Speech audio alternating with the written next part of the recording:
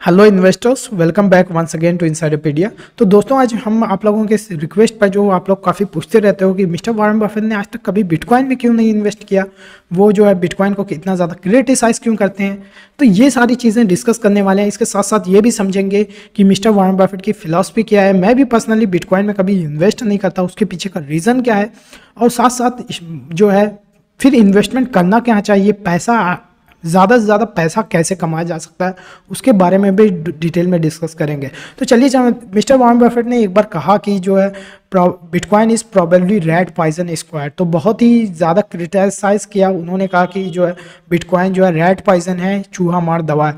तो इस तरह के वर्ड यूज़ किए। तो खैर ये उनका व्यू है, लेकिन उससे ज़्यादा इंपॉर्टेंट है कि वो बिटकॉइन में ही क्यों इन्वेस्ट नहीं करते, उसको पहले समझते हैं। तो मिस्टर वॉरेन बफेट जो है बिटकॉइन ही नहीं बल्कि उसके साथ real estate, properties, gold, silver, painting, ये सारी चीज़ों में भी इन्वेस्ट नहीं करते।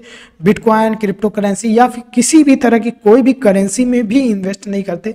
आखिर इसका ऐसा रीज़न क्या है? तो उसके लिए हमें समझना पड़ेगा मिस्टर वॉरेन बफेट की इन्वेस्टमेंट फिलॉसफी। वो ये कहते हैं कि अगर कोई इन्वेस्टमेंट करने के लिए सोच रहे हो तो बेसिकली दो चीज़ों को ध्यान में रखो। पहली चीज़ कि वो एक असेट हो, दूसरी चीज़ ये कि वो कोई अर्निंग पावर हो। ऐसी एसेट बाय करो जिसके पास अर्निंग पावर हो और वो भी अर्निंग पावर ओवर टाइम बढ़े। तो अभी सिंपल यही रखते हैं कि ऐसी चीज़ बाय करो जिसके पास असेट हो, दूसरा अर्निंग पावर हो, यानी वो पैसा कमाए। अर्निंग पावर का कुछ भी मतलब नहीं है, यही मतलब है कि ऐसी चीज़ बाय करो जो पैसा कमाए। और बिटकॉइन जो है कोई पैसा नहीं कमाती। हाँ बिल्कुल, बिटकॉइन को बस एक करेंसी जैसे यूज़ किया जा सकता है। मैं ये नहीं कह रहा कि बिटकॉइन वर्थलेस है। बिटकॉइन एक एज ए करेंसी फ्यूचर में हो सकता है यूज़ हो जाए। उसके साथ साथ जितनी भी cryptocurrency as a currency हो सकता है यूज़ हो जाए, एक असेट भी मान लिया जाए, लेकिन वो कैश फ्लो नहीं जनरेट करती। यही सबसे ज़्यादा इंपॉर्टेंट है कि कैश फ्लो जनरेट नहीं करती। इसके साथ अगर देखें गोल्ड, तो गोल्ड भी कभी जो है कैश फ्लो नहीं जनरेट करता। मान लीजिए आपने 1000 ग्राम गोल्ड लिया और 10 साल तक होल्ड किया, तो वो कभी 1001 ग्राम नहीं हो जाएगा। 1000 ग्राम गोल्ड 1000 ग्राम ही रहेगा, क्योंकि इसके अंदर कोई ऐसी अर्निंग पावर नहीं है कि इसकी वैल्यू बढ़े। तो वैल्यू बढ़ने के लिए कोई ज़रूरी है कि उसके अंदर जो है अर्निंग की एबिलिटी हो, उसके अंदर पैसा कमाने की कोई एबिलिटी हो। तो गोल्ड का 10 साल के आप 100 साल भी होल्ड करो तो आपका जो है 1 किलो का सोना 1 किलो ही रह जाएगा। उसका प्राइस बढ़ेगा। प्राइस इसलिए बढ़ता है कि इनके इन्फ्लेशन होता है, और ओवर टाइम देखेंगे, आप कैलकुलेट करके देख सकते हैं, 100-200 सालों का रिकॉर्ड देख सकते हैं कि ओवर टाइम गोल्ड का प्राइस उतना ही बढ़ा है जितना कि इन्फ्लेशन बढ़ा है। और गोल्ड से हमें एक्चुअल इन्फ्लेशन का जो रेट पता लग जाता है। तो इसलिए गोल्ड का वैल्यू नहीं बढ़ती, उसका सिर्फ प्राइस बढ़ता है। वो प्राइस बढ़ता है इन्फ्लेशन की वजह से। इसलिए गोल्ड भी एक अच्छा इन्वेस्टमेंट नहीं कंसिडर करना चाहिए। गोल्ड को सिर्फ आप जो अपना पैसा स्टोर करने के लिए यूज़ कर सकते हो। इन्फ्लेशन के अगेंस्ट हेजिंग हो सकती है, लेकिन एज ए इन्वेस्टमेंट नहीं यूज़ करता, क्योंकि इन्वेस्टमेंट का ऑब्जेक्टिव होता है हमारी ऐसी जो है असेट बाय करो जो ओवर टाइम उसकी वैल्यू बढ़े। ये होता है बेसिक इन्वेस्टमेंट का, जो वॉरेन बफेट ने कहा, असेट बाय करो, उसके साथ अर्निंग पावर बढ़े करो। उसके अलावा gold, share, real estate, properties में भी इन्वेस्ट नहीं करते। लेकिन हाँ, रियल इस्टेट प्रॉपर्टीज़ में एक कमर्शियल रियल इस्टेट, जिस ऐसी मतलब प्रॉपर्टीज़ जिसको हम रेंट पे दे सकते हैं और उससे कुछ इनकम जनरेट हो, रेंटल इनकम, तो हाँ वो हमें एज ए इन्वेस्टमेंट के लिए कंसिडर कर सकते हैं, क्योंकि वहाँ से कैश फ्लो हमें जनरेट कर रहा है।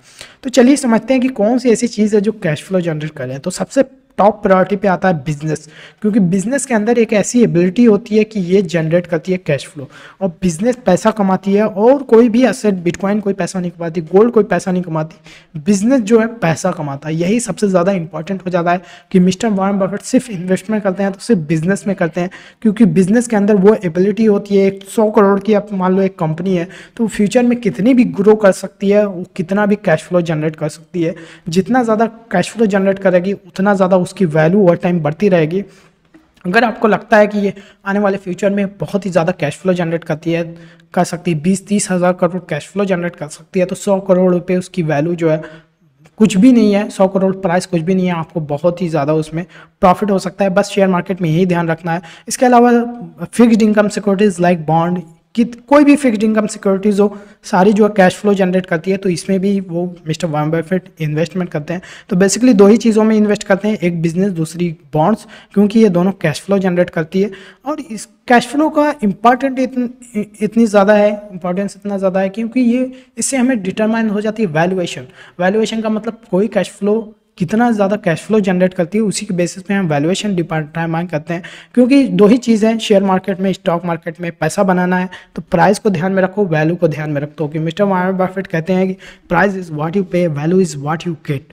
मतलब आप जो है पैसा जो पे कर रहे हो वही उसका प्राइस है, लेकिन जो आपको मिल रहा है वो है उसकी वैल्यू। अगर आप जो है वैल्यू बहुत ज़्यादा है आप बाई कर रहे हो और बहुत ही कम प्राइस पे कर रहे हो तो आप बहुत ही पैसा बना सकते हो। अगर जिसको ढंग से प्राइस और वैल्यू में डिफरेंस पता लग गया और इसका फ़ायदा उठाना समझ में आ गया तो वो शेयर मार्केट से अपनी लाइफ टाइम में इतना पैसा बना सकता है कि उसके आने वाली 7 जनरेशन को कभी पैसे की कमी नहीं होगी। ये पावर है प्राइस और वैल्यू की अंडरस्टैंडिंग का। तो जो प्राइस एंड वैल्यू को समझ गया तो उसके लिए शेयर मार्केट कुछ भी नहीं है, यहाँ से अनलिमिटेड पैसा बनाया जा सकता है। तो समझते हैं कि वैल्यूएशन जो है कैश फ्लो से कैसे रिलेटेड है। तो वैल्यूएशन निकलती है कैश फ्लो के बेसिस पे। जिस चीज़ की जितना ज़्यादा कैश जनरेट करने की एबिलिटी है उसकी जो है वैल्यू उतनी ज़्यादा है। तो यही हो जाता है और इसके लिए एक मेथड यूज़ किया जाता है, डिस्काउंटेड कैश फ्लो मेथड। ये बेसिकली कैश फ्लो जो बिजनेस जनरेट कर रहा है, अलग अलग वैल्यूएशन मेथड भी है लेकिन सबका जो कोर कॉन्सेप्ट है यही है, DCF मेथड जिसको हम बोलते हैं। इसको अगर आप नहीं समझ में आया तो मैं कोई वीडियो बना दूंगा, इससे आप जो है और ज़्यादा अच्छे से समझ पाएंगे कि DCF मेथड काम कैसे करता है। और ये यूज़ होता है कोई भी एसेट जो है कैश फ्लो जनरेट करे उसकी वैल्यू डिटरमाइन करेंगे। और अगर आपको कैश फ्लो भी अगर समझ में नहीं आया तो इस पर भी मैं एक वीडियो दबा दूंगा कि जो है कैश फ्लो इतना ज़्यादा इंपॉर्टेंस क्यों है, बिजनेस में क्यों इतना ज़्यादा कैश क्यों है, हम इन्वेस्टर जो है किसी बिजनेस में इन्वेस्ट करते हैं क्यों बार बार कैश फ्लो की बात करते हैं। तो ये कैश फ्लो बहुत ही ज़्यादा इंपॉर्टेंट है। तो इसको ध्यान में रखिए, DCF मेथड अप्लाई करिए प्राइस एंड वैल्यू को समझने की कोशिश करिए। उम्मीद करता हूँ आप भी शेयर मार्केट से या फिर जो है रियल लाइफ में बिजनेस बना करके, बिजनेस खरीद करके, बिजनेस के ओनर बन करके आप पैसे बनाओगे। और इसी के साथ साथ अगर आपने हमारे चैनल को अभी तक सब्सक्राइब नहीं किया तो सब्सक्राइब कर लीजिए। वीडियो अच्छा लगा तो लाइक करिए, अपने दोस्तों के साथ शेयर करिए। और इसी तरह हम शेयर मार्केट से रिलेटेड और बिजनेस से रिलेटेड वीडियोस लाते रहते हैं। तो आज के लिए इतना ही, फिर मिलेंगे। Have a good day.